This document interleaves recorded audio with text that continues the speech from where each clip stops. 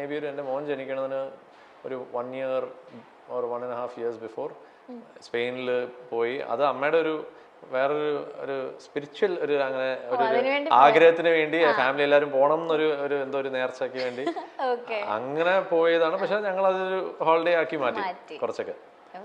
So I think അതാണ് ഫസ്റ്റും ലാസ്റ്റും നടന്നിട്ടുള്ളത്. So അത് കഴിഞ്ഞ് പിന്നെ പാൻഡമിക്കും എല്ലാം കൂടെ ഒക്കെ ആയിട്ട്. സോ ഇപ്പോൾ ഐ തിങ്ക് ഇപ്പോൾ കുറച്ച് അവർക്ക് ടൈമുണ്ട് കുറച്ചുകൂടെ. ഇപ്പോൾ അമേരിക്കയിൽ ഇങ്ങനെ ഇപ്പോൾ ഈ 3 വർഷം ഇങ്ങനെ റിലാക്സ് ചെയ്തിരുന്നു. അപ്പോൾ അവിടെ ഇവിടെയൊക്കെ ഇങ്ങനെ ജസ്റ്റ് സ്ഥലങ്ങൾ കാണാനൊക്കെ അങ്ങനെ വലിയ ട്രാവൽ ചെയ്ത് ഭയങ്കരമായിട്ട് സ്ഥലം കാണാനൊന്നും പോകാൻ ഉള്ള ടൈപ്സ് ആൾക്കാരല്ല അപ്പയും അമ്മയും. ഈ പോകുമ്പോൾ പ്രോഗ്രാമിന് ഓസ്ട്രേലിയ പോകുന്നു അല്ലെങ്കിൽ UK പോകുന്നു, അവിടെ പോകുന്നു, അങ്ങനെ പോകും എന്നുള്ളതൊക്കെ ഉള്ളൂ. ദാസേട്ടൻ ഇങ്ങനെ കണ്ടിന്യൂസ് ആയിട്ട് വർക്ക് ചെയ്യുന്ന ഒരാളായിരുന്നല്ലോ. അപ്പൊ എപ്പോഴെങ്കിലും ഒരു മകൻ എന്നുള്ള നിലയിൽ ചേട്ടൻ എപ്പോഴെങ്കിലും അച്ഛനൊന്ന് റെസ്റ്റ് എടുക്കണം, അച്ഛനെ ഒന്ന് അങ്ങനെ എപ്പോഴെങ്കിലും ചിന്തിച്ചിട്ടുണ്ടോ? നമുക്ക് തോന്നില്ല അങ്ങനത്തെ ആൾക്കാർക്കൊക്കെ ഇപ്പൊ നമുക്ക് ആഗ്രഹം ഉണ്ടാവല്ലോ, നമുക്ക് നമ്മുടെ പേരൻസിനെ റിട്ടയർ ചെയ്യണം എന്നൊക്കെ നമുക്ക് അങ്ങനത്തെ ഇപ്പൊ ഇതുണ്ട്. പക്ഷെ അതിന് ചില ആൾക്കാർക്ക് അത് പറഞ്ഞിട്ടുള്ളതല്ല. ഒന്നാമത് എനിക്ക് അപ്പയുടെ ലെവലിലുള്ള ഒരു ടൈപ്പ് ഒരാളിനെ എന്താണ് റെസ്റ്റ് ചെയ്യിപ്പിക്കാൻ പറ്റൂല. എന്ന് വെച്ചാൽ പുള്ളിക്ക് പറഞ്ഞാൽ ഇതിങ്ങനെ പൊയ്ക്കൊണ്ടിരിക്കുന്നതാണ്. പിന്നെ ഇവൻച്വലി ടൈം, ഏജ്, ഇങ്ങനത്തെ കാര്യങ്ങളൊക്കെ നമ്മൾ എപ്പോഴെങ്കിലും നമ്മുടെ അടുത്ത് പറയും, ഓക്കെ ഇനിയിപ്പോൾ കുറച്ചൊന്ന് റെസ്റ്റ് എടുക്കാന്നൊക്കെ. അല്ലെങ്കിൽ ഇപ്പോഴാണ് ആ ടൈം. ഇനോവേ കറക്റ്റ് ആയിട്ട് ഒരു പാൻഡമിക്കും വന്നു. സോ പുള്ളിയുടെ ലൈക്ക് ഈസ് ഓക്കെ, ഇത് ആക്ച്വലി ഓക്കെ ഇനിയിപ്പോൾ ഞാൻ എന്താണ് ചില്ല് ചെയ്യാം. അമ്മ ഇങ്ങനെ നമ്മൾ നടക്കാൻ പോകുന്നത്. അപ്പോൾ അതൊക്കെ ഭയങ്കര മടിയാണ്. പക്ഷെ അല്ലെങ്കിൽ ഡയറ്റും കാര്യങ്ങളൊക്കെ വളരെ കൺട്രോൾഡ് ആണ്.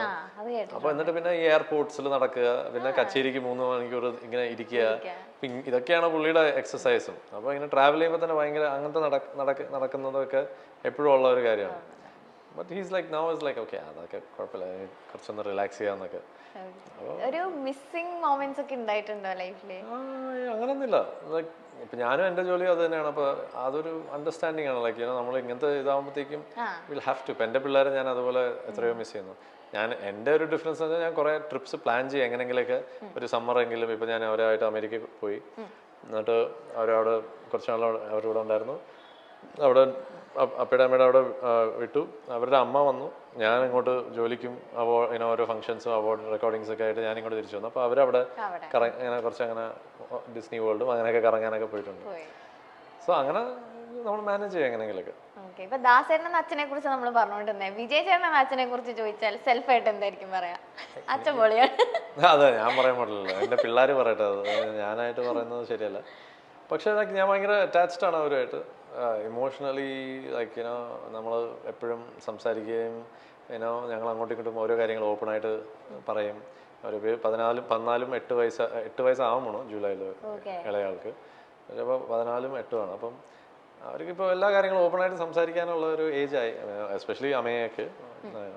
അവിയാൻ കുറച്ചുകൂടെയും ഇപ്പോഴും ചെറുതാണ്, പക്ഷെ എന്നാലും he is also very smart. എല്ലാ കാര്യങ്ങളും വാച്ച് ചെയ്യും, എല്ലാ കാര്യങ്ങളും നോക്കുകയൊക്കെ ചെയ്യും. സോ ദാസേട്ടൻ അവരുടെ കൂടെ ഉള്ളപ്പോൾ ഭയങ്കര ചൈൽഡിഷ് ആയിട്ട് അതാണ് എനിക്കൊക്കെ അങ്ങനത്തെ പ്രോത്സാഹനമൊക്കെ ഇപ്പോഴാണ് കിട്ടുന്നത് പുള്ളിയുടെ. പക്ഷെ അതെന്താ വെച്ചാൽ ഞാൻ പറയാ, നേരെ മരുമക്കൾക്ക് എന്താണ് പ്രോത്സാഹനം ഭയങ്കരമായിട്ട് വാരി കൊടുത്തു, കുഴപ്പമൊന്നുമില്ല. എനിക്കൊക്കെ ഇത് കുറേ നാളെ ഇപ്പൊ വളരെ എന്തെങ്കിലും പാട്ട് ഇറങ്ങി നീ ആ പാട്ട് നന്നായിട്ട് പാടി, അതിനുശേഷം എന്തായാലും അങ്ങനെയൊക്കെ. പക്ഷെ വളരെ റെയറായിട്ട് ശരിക്കും ഇഷ്ടപ്പെട്ടാൽ മാത്രമേ പറയുള്ളൂ.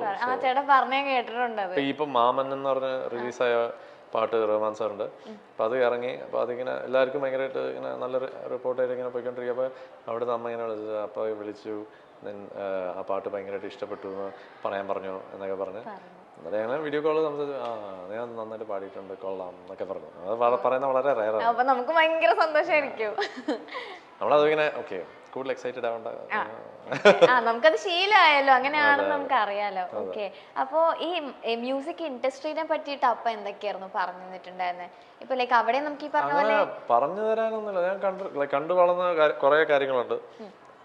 പിന്നെ ഞാൻ പറഞ്ഞില്ല, കാലങ്ങളിൽ ഞാനിങ്ങനെ എന്താ ലൈക്ക് എങ്ങനെ ഇത്രയും വെയിറ്റ് ചെയ്ത് ഒന്നും വരുന്നില്ല അല്ലെങ്കിൽ. അപ്പോൾ എൻ്റെ അടുത്ത് പറഞ്ഞിട്ടുള്ള ഒരു കാര്യം ഇത് മാത്രമേ ഉള്ളൂ, നമ്മുടെ ഒരു സ്കിൽ, എന്തെങ്കിലും നമുക്കൊരു സ്കില്ലുണ്ടാവും. അതിനെ ഒരാൾ അത് കാണുമ്പോൾ അല്ലെങ്കിൽ അത് കാണണമെങ്കിൽ നമ്മുടെ സ്കില്ല് അത്രയ്ക്കും ഷൈനായിട്ട് നിൽക്കണം. ലൈക്ക് പ്രോപ്പറായിട്ട് നമ്മളത് മിനുക്കി നമ്മൾ ഡിസ്പ്ലേയിൽ വെക്കുമ്പോഴത്തേക്കും കണ്ട് ഇത് വേണം എന്ന് ഒരാൾക്ക് തോന്നണം. അപ്പോൾ നമ്മുടെ ആ പ്രോഡക്റ്റ് പ്രോപ്പറായിട്ട് നമ്മൾ പോളിഷ് ചെയ്ത് ഷൈൻ ചെയ്ത് വെക്കേണ്ടത് നമ്മുടെ ചുമതലയാണ്. I think that was one thing that okay. അപ്പോൾ നമ്മൾ ബാക്ക് ഇപ്പോൾ പറഞ്ഞ നമ്മളൊരു യൂഷ്വലി എന്താ പറയുക, ഇൻസ്റ്റാഗ്രാമിൽ നമ്മൾ കാണുന്ന കുറേ പോസ്റ്റുകളാണ് ഭയങ്കര മൗണ്ടൻ സക്സസ് എന്ന് പറഞ്ഞിട്ട് വെള്ളത്തിന് മുകളിലുള്ള ഇത്രയുള്ളത്. പക്ഷേ ഇത്രയൊക്കെ ഉണ്ട് hard work, difficulties, ups and downs, എന്താണ് ഫ്രസ്ട്രേഷൻസ്, എന്താണ് എത്രയോ കാര്യങ്ങളും അതിൻ്റെ പുറകിൽ ആരൊക്കെ അതിൻ്റെ കൂടെ ഉണ്ടെന്നുള്ളതൊക്കെ. അപ്പോൾ അതൊക്കെ ബാക്കിലാണ്. അതൊക്കെ ബാക്കിലുള്ളത് എത്രയോ പേര് കാണില്ല. എല്ലാവരും വിചാരിക്കാം യേശുദാസ് സുഖമല്ലേ, എന്താണ് നല്ല ചാൻസ് കിട്ടുന്നുണ്ടാവും, എന്താണ് എപ്പോഴും ബ്രേക്ക് കിട്ടുന്നുണ്ട്, അല്ലെങ്കിൽ വണ്ടി മേടിച്ചു കൊടുക്കാൻ അച്ഛനുണ്ട്, ഇങ്ങനത്തെ കാര്യങ്ങളൊക്കെ. അതൊക്കെ സിമ്പിൾ തിങ്സ്. അതൊക്കെ നമ്മൾ ഇരുന്ന് ആലോചിക്കാൻ പോയി കഴിഞ്ഞാൽ വിവോണ്. ഞാൻ ഇതൊക്കെ പറയുന്നത് only because that is what most people like ഈ ഒരു നല്ലൊരു വലിയൊരു അച്ഛനുള്ള ഒരു ആൾക്കാർക്കൊക്കെ ഫേസ് ചെയ്യുന്നത്. ഇപ്പുറത്തെ സൈഡിൽ they talk about nepotism and അങ്ങനത്തെ കാര്യങ്ങൾ ഓൾസോ. ബട്ട് ഇതിൻ്റെതായിട്ടുള്ള ഡിഫിക്കൽട്ടീസ് ഇതിനുമുണ്ട്, അതിൻ്റെതായിട്ടുള്ള ഡിഫിക്കൽട്ടീസ് അതിനുമുണ്ട്. So it's part of life.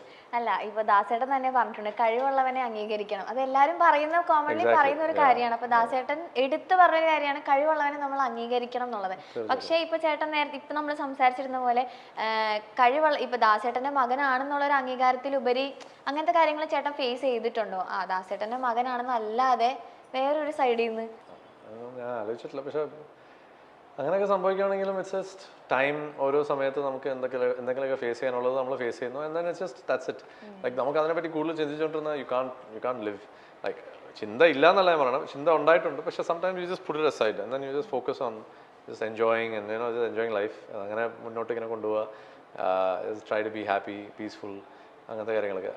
കൂടുതൽ നമ്മൾ അതിലേക്ക് ശരിക്കും നമ്മളെ വിളിക്കാത്തത് നമ്മളുടെ അടുത്ത് ഇഷ്ടമില്ലാത്തതുകൊണ്ടാണ്, അല്ലെങ്കിൽ നമ്മൾക്ക് ചാൻസ് വരാത്ത, ഇങ്ങനെയൊക്കെ ചിന്തിക്കില്ല എന്നല്ല, ചിന്തിച്ചിട്ടുണ്ട്. കുറേ വർഷങ്ങളൊക്കെ അങ്ങനെ ചിന്തിച്ചിട്ടുണ്ട്.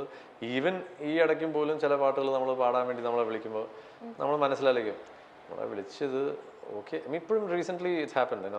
നമ്മൾ പാടാൻ വേണ്ടി വിളിച്ച് അത് പാടിക്കഴിഞ്ഞ് നമ്മുടെ ഇൻഡസ്ട്രിയിൽ ഒരു ഏറ്റവും വലിയൊരു കുഴപ്പം, നമ്മുടെ എന്ന് വെച്ചാൽ മലയാളം മാത്രമല്ല, ജനറലി സിനിമ ഇൻഡസ്ട്രിയിലുള്ള ഏറ്റവും വലിയ കുഴപ്പം ഐ തിങ്ക് എസ്പെഷ്യലി ഇന്ത്യയിലാണെന്ന് തോന്നുന്നത്.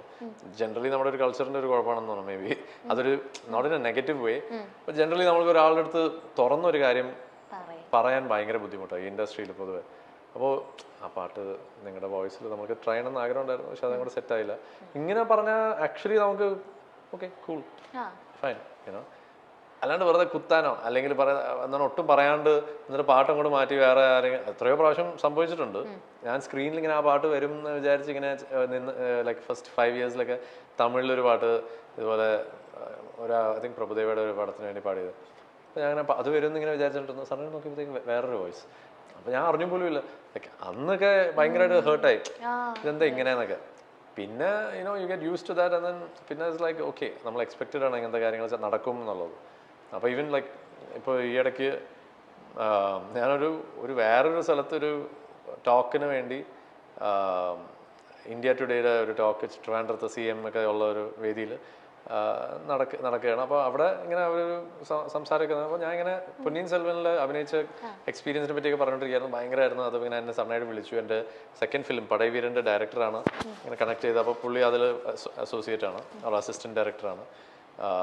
അപ്പോൾ പുള്ളി ഇങ്ങനെ വിളിച്ചിട്ട് പറഞ്ഞു സഡനായിട്ട് വരാൻ പറഞ്ഞു. ഞാൻ രാജമന്ത്രി പോയി, ഗോദാവരി റിവറിലാണ് അവർ ഷൂട്ട് ചെയ്തുകൊണ്ടിരുന്നത്. ഞാൻ അവിടെ ചെന്നിട്ട് ക്യാരവാനിൽ വെച്ചിട്ട് എൻ്റെ അടുത്ത് മേക്കപ്പ് ടെസ്റ്റ് ഒക്കെ ചെയ്യാൻ വേണ്ടി. അപ്പോൾ എൻ്റെ അടുത്ത് വിളിച്ച് പറഞ്ഞു ഞാൻ ചെല്ലുമ്പോൾ തന്നെ ചിലപ്പോൾ മുടി ഷേവ് ചെയ്യും, ലൈക്ക് മുടി പറ്റ അടിക്കേണ്ടി വരും, താടി ഒന്നും ചെയ്യരുത്, താടി ഇങ്ങനെ വെക്കണം, ഓക്കെ ആണോ എന്നൊക്കെ ചെയ്യാം. ഓക്കെ എന്ന് പറഞ്ഞു. അപ്പോൾ അവിടെ പോയി അതൊക്കെ ചെയ്തു. അപ്പോൾ ഇത് കഥയായിട്ട് ഞാനിങ്ങനെ പറഞ്ഞു. എനിക്ക് ഭയങ്കര ഇതായിരുന്നു. ഞാനൊരു ബസ് കട്ട് ചെയ്തു, താടി ചെയ്തു, ബസ് ലൈക്ക് ഇങ്ങനെ മൊട്ടയല്ല പക്ഷെ ബസ് കട്ട് ചെയ്തു, താടിയും അപ്പോൾ ആർമറും ഇങ്ങനത്തെ കാര്യങ്ങളൊക്കെ എല്ലാം ഇട്ട് ടെസ്റ്റ് ചെയ്തു. അപ്പോൾ ഓക്കെ എന്ന് പറഞ്ഞാൽ അടുത്ത് രാവിലെ ഷോട്ട് എടുത്തു. ഒരു ഡയലോഗ് ഉണ്ടായിരുന്നു, അതൊക്കെ കുറച്ച് തെറ്റിച്ചു, ടെൻഷനായി, കൺഫ്യൂഷനായി ഇതൊക്കെ. പക്ഷെ എന്നിട്ടും ഷോട്ട് ചെയ്ത് കഴിഞ്ഞപ്പോഴത്തേക്കും ഇങ്ങനെ സാറിന് ഇഷ്ടപ്പെട്ടു എന്നൊക്കെയാണ് പറഞ്ഞതെന്നൊക്കെ പറഞ്ഞു. അതിന് അടുത്ത വേറെ പിന്നെ സ്കെഡ്യൂളിൽ ഹൈദരാബാദ് പോയി ഫുൾ ഹോഴ്സ് റൈഡിങ്ങും വിക്രം സാറിൻ്റെ കൂടെ കുറേ ഷോട്ട്സും ഇതൊക്കെ കഥയായിട്ട് പറഞ്ഞു കഴിഞ്ഞിട്ട് സഡനായിട്ട് ഇപ്പോൾ ഞാൻ ഇങ്ങനെ കൊച്ചിയിലേക്ക് വന്നപ്പോഴത്തേക്കും എൻ്റെ അടുത്ത് ആരോ പറഞ്ഞു, അത് മറ്റേ പൊന്നിയിൻ സെൽവനിൽ അഭിനയിച്ച കാര്യം ഭയങ്കര